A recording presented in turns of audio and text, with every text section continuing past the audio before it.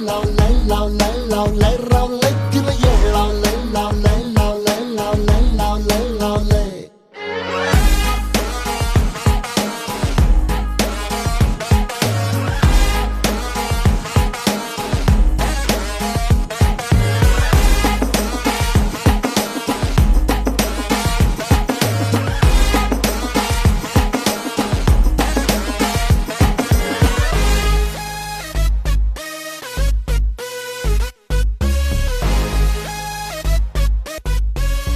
हिच गोड गोड बोलणं